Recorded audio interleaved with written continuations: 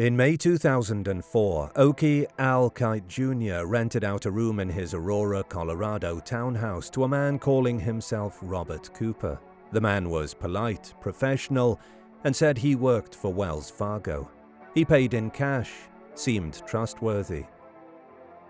Days later, Al was found murdered in his basement, hog-tied, tortured, and nearly decapitated. The killer had cleaned the scene with bleach and disappeared without a trace.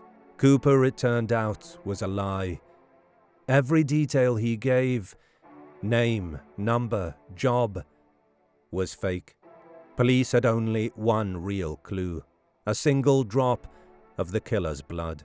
Despite DNA testing, international inquiries, and years of investigation, he's never been identified. So who was Robert Cooper? Why did he kill? And how did he vanish so completely? Welcome to Bad Things. Join us as we trace the timeline, unpack the theories, and try to figure out what most likely happened to Oakey Al Kite Jr.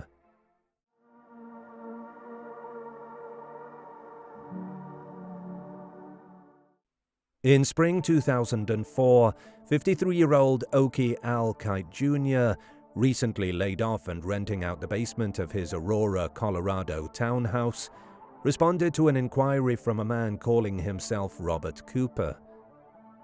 Cooper claimed he had just moved from the East Coast for a job with Wells Fargo and needed a place immediately. He sounded stable and paid up front. Al, trusting and generous, gave him a key. During the initial meeting with the prospective tenant, Al's girlfriend Linda Angelopoulos dropped by unexpectedly. As she entered, Al mentioned he was showing the basement to someone and invited her to come meet him. She stepped upstairs to use the restroom first. By the time she came back down, the man was already leaving, quickly without saying a word. The guy walked out the door, didn't even look back, she later said. He did not want me to see him at all. She caught only a partial view of him. Average height, dark wavy hair, walking with a cane, and immediately sensed something was off. Despite the odd behavior, Cooper recontacted Al days later and agreed to move in. By May 19th, neighbors reported seeing him come and go from the property. Later, police discovered Cooper had also visited several other landlords around Denver under false pretenses. Some witnesses said he spoke with a foreign accent. Others said he didn't speak much at all. One professor noted he walked normally, no cane, no limp, adding to the sense that he was actively altering his identity to confuse anyone who met him. May 22nd, the last known contact. That Saturday, Al drove Linda to the airport for a week-long trip. They spoke again around 3:30 p.m. from her layover, her tone cheerful, his oddly subdued. Linda later said, "Something changed. I think the guy was there." Police believe that May 22nd is the day the murder occurred, the day Cooper moved in. May 23rd, a no-show. On Sunday, Al missed a planned golf outing, something completely out of character. Friends assumed he was busy. In reality, he was likely already dead in his basement. May 24th, the discovery. When Al didn't show up for work Monday, co-workers called police. Inside the townhouse, officers found Al's body in the basement, face down, hog-tied, with the soles of his feet badly bruised.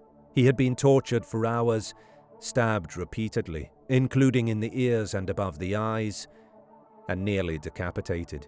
Police found kitchen knives, a drinking glass, and Al's house key soaking in bleach. The killer had showered, cleaned up, and removed all trash. The only physical trace left behind, a single drop of blood on the stairs, later confirmed to be from the killer. The aftermath, traces and deceptions. Investigators quickly found that Robert Cooper never existed. The name, social security number, references, all fake. The phone he used to contact Al was a burner, purchased in March but activated a month later, after surveillance footage would have been erased. Al's truck was missing but turned up shortly after, abandoned in a local parking lot. A man, wearing a ski mask and gloves, was captured on ATM footage, driving Al's truck and withdrawing around $1,000. The ATM use was likely timed to avoid immediate detection and drain the account.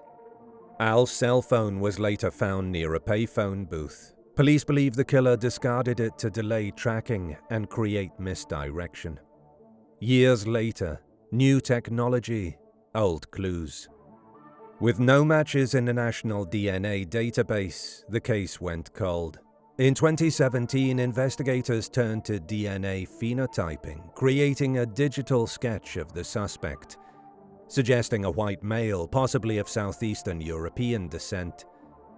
The profile aligned with multiple witness reports of a man with a foreign accent. By 2019, the FBI was working with Aurora police using genetic genealogy to build a family tree, narrowing down possible identities based on DNA relatives. The ancestry results pointed to the Balkan region. Cold case investigator Paul Holes, who examined the case in detail, concluded that the killer was a sophisticated, brazen, and intelligent offender who planned the crime extensively. As Holes put it, this is showing a level of pre-planning. And so far, it has worked. Over 20 years later, the man known as Robert Cooper has never been found.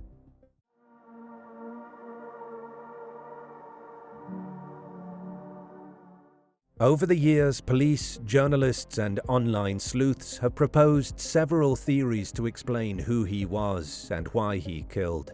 Each theory tries to make sense of the same unsettling facts, and each leads in a very different direction. Number 1. The professional hitman. One early theory is that Cooper was a contract killer, hired to eliminate Al for unknown reasons.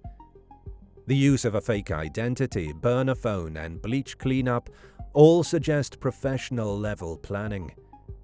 Some online sleuths pointed out similarities to the unsolved 2001 murder of realtor Mike Emmett in Washington, which also involved a fake client, a cane, and a stabbing during a home visit. But the theory breaks down under scrutiny. Al had no known enemies or conflicts, and investigators found no motive for anyone to have ordered a hit. More importantly, hitmen don't torture. As one commenter noted, no hitman needs to torture for hours. They do the job and leave. The prolonged sadistic nature of the attack simply doesn't fit a paid transactional killing. Police moved away from this theory early on. Number 2. The serial rental predator. Another theory is that Cooper was a serial killer who used rental ads to target victims. Before killing Al, he met several other landlords under false pretenses, often using different accents or personalities. This pattern suggests he was scouting victims, not just looking for a place to live. Some online sleuths compared Al's case to other unsolved murders, like Alan Wood in the UK, who was hogtied, tortured, and killed in his home, with his ATM card used afterward. The similarities are striking: a fake identity, torture, and financial theft used as a cover. Still, there's no confirmed second victim tied to Cooper. If he's a serial killer, he either stopped after Al or was never linked to other cases. But the behavior fits a serial offender's pattern. Someone testing personas, avoiding cameras, and minimizing trace evidence.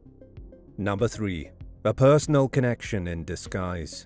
Some wondered if the elaborate ruse was a cover, if the killer was someone Al actually knew, staging the crime to look like a stranger attack. Could it have been a former colleague, friend, or someone with a hidden grudge? But this theory lacks any foundation. Al had no known disputes, and no one in his life raised red flags. Police found no personal suspects, and Linda Angelopoulos never believed it was anyone but the fake tenant. It all made sense. It was that guy, she said. If the killer had a direct grudge, He wouldn't have needed to contact other landlords or build a fake persona. The risk and complexity of that deception only make sense if the killer was truly a stranger. Number 4. A foreign-trained sadist with a military past. The theory most strongly considered by investigators is that Robert Cooper was a thrill killer with a military or paramilitary background, possibly foreign-born, trained in torture, and driven by control. Detective Tom Sobieski has said, "We think the suspect was looking for someone to kill. That matches the cold, calculated nature of the crime. The torture technique, hog-tying with exposed feet and foot beating, resembles a known method called falaka, historically used by Turkish Hezbollah, an extremist group active in the 1990s. Intelligence analyst Julie Quinn noted the match was very specific and that members of that group often disappeared internationally when the network collapsed in the early 2000s. Genetic genealogy later traced the suspect's ancestry to southeastern Europe, likely the Balkans. Witnesses also described a foreign accent, sometimes Romanian, sometimes vague. Cold case expert Paul Holes believes the killer's behavior points to deep training, sophisticated, brazen, and intelligent. This person knew how to disappear and may have done this before.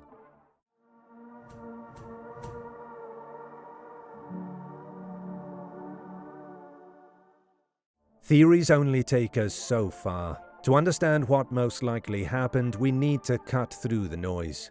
We start by eliminating what doesn't fit. Then we follow the simplest, most consistent explanation, the one that accounts for the behavior, evidence, and outcomes without unnecessary assumptions. In short, we apply Occam's razor. Let's begin. What we know. The killer tied him up in a complex hogtie, beat him, especially on the soles of the feet, and stabbed him repeatedly. The crime scene was cleaned using bleach, and almost no forensic evidence was left behind, except for one drop of blood. That drop has since yielded a full DNA profile, but the suspect has never been identified. He used a burner phone, left no fingerprints, wore a mask and gloves at an ATM, and abandoned Al's truck a few miles away. Before selecting Al, he had visited multiple other landlords in the area under the same false identity. Witnesses described different personas, sometimes with a cane and accent, sometimes without.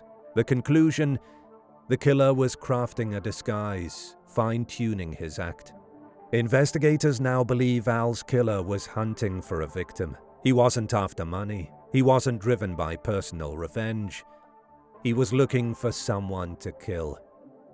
What it wasn't. First, let's rule out the least likely scenarios. A personal vendetta? There's zero evidence Al knew the killer. No disputes, no enemies. His loved ones and police never identified anyone with motive, means, or opportunity. If the killer knew Al, there would be easier ways to approach and attack. Posing as a renter and contacting multiple landlords would be unnecessary and risky. A hired hitman? That theory collapses under scrutiny. There's no one in Al's life who would want him dead. No financial motive, no legal disputes, no trace of secrets, and more importantly, hitmen don't torture victims for hours. As one Reddit commenter noted, no hitman needs to torture for hours. They do the job and leave. The drawn-out brutality, psychological manipulation, and forensic caution don't match any known contract killing. Even the supposed motive, that Al might have known something sensitive, feels stretched and speculative. That leaves us with two theories that do hold water: a serial predator or a foreign-trained torturer operating under a new identity. But those aren't mutually exclusive. What if they're both true? The most likely scenario: a sadistic predator with a violent past.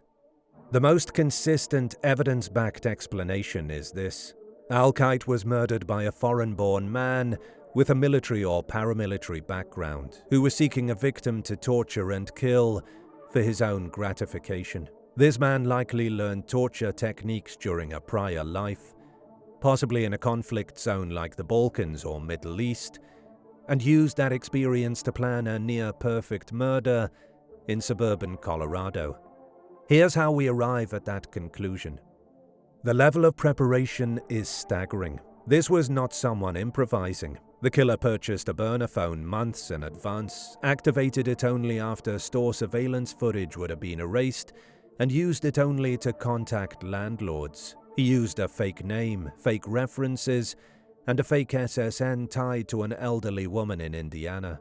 He altered his appearance and persona, accent, cane, speech pattern, to confuse witnesses. Multiple people met him during the weeks leading up to Al's death, and each recalled slightly different details. He even walked with and without a limp, depending on the situation. This suggests discipline, experience, and a desire to avoid being remembered clearly. Hallmarks of someone trained in deception. That doesn't necessarily mean intelligence agency experience, but it does point to someone used to operating undercover. After the murder, the suspect executed a meticulous cleanup. Bleach in the sink, knives soaking, trash removed, and forensic evidence nearly eliminated. He even took a shower and likely changed clothes before fleeing. Few first-time killers go to such lengths, or succeed at them.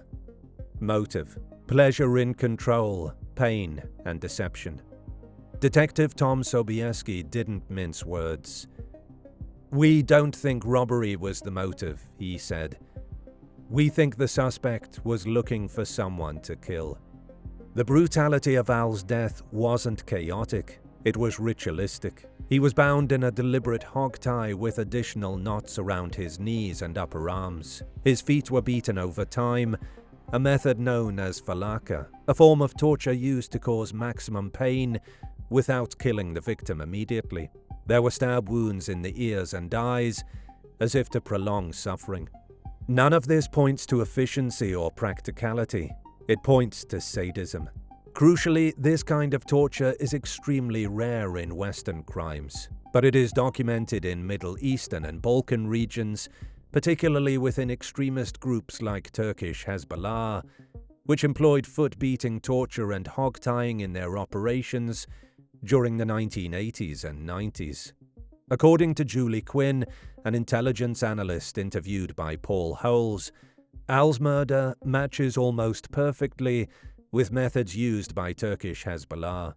When their network collapsed in the early 2000s, many members went underground or fled prosecution, often vanishing internationally. That timeline fits. Opportunity, Denver, 2004. Why would a man with that background be in Aurora, Colorado? Because after war comes diaspora. The early 2000s saw thousands of people from conflict regions, Bosnia, Serbia, Turkey, Iraq, resettle in the US. Some came as refugees, others came under false pretenses.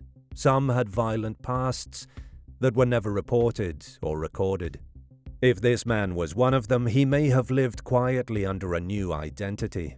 But old habits don't die easily. A man trained or habituated to control others through torture might one day crave that control again. If his life had grown quiet, boring, or psychologically unstable, he might act on that craving. Al Kite may have been a convenient, vulnerable opportunity. He lived alone, he was friendly, he was trusting, and he opened his door to a stranger. Course of events, how it likely unfolded. After weeks of scouting rentals and perfecting his persona, the killer chose Al. He visited the home, met Al once, and likely reversed course when Linda Angelopoulos showed up unexpectedly. Her presence spooked him. She saw too much, so he pulled away, then came back. On May 18th or 19th, Al gave him a key. That weekend, Linda left town. Al was alone. On May 22nd, the killer arrived. possibly while Al was distracted. Possibly while he was on the phone with Linda. She noticed his sudden change in tone, his discomfort. The killer likely used surprise, possibly striking Al from behind based on blunt trauma marks, then bound him expertly. Over the next several hours, he tortured him. The beating of the feet suggests he took his time. Stabbing the eyes and ears indicates a desire to inflict psychological and physical suffering. When it was over, he cleaned the scene meticulously, showered, and then left with Al's ATM card, truck, and cell phone. Not for profit, but likely as part of his plan to delay discovery or appear as a fleeing tenant. That night or the next morning, he used Al's ATM card at a Wells Fargo machine, withdrawing about $1,000. He wore a ski mask and gloves. Then he dumped Al's truck nearby. He dropped the cell phone near a payphone booth. All strategic, all delayed police response. And then he vanished. Police believe he may have left the state or the country. In 2019, Aurora Police and the FBI used genetic genealogy to trace his DNA to southeastern Europe, possibly Romania, Turkey, or the Balkans. As of now, they are still building out that family tree, searching for relatives who could identify him. Conclusion: a former war criminal turned sadist in suburbia. The man who called himself Robert Cooper was likely a foreign-born individual, possibly from Eastern Europe or Turkey, who had past experience with torture and false identities. He planned a murder over several months, scouted victims, and ultimately chose Al Kite, a kind and trusting man who had no idea what he had let in the door. He didn't want money. He didn't need revenge. He wanted control. As Paul Holes put it, he's not doing this just to kill. He's doing this because it fulfills something dark inside him. To this day, he remains unidentified, but investigators now have his DNA, know his likely ancestry, and continue to build his family tree. Whether he's hiding in plain sight or back overseas, the net is slowly closing.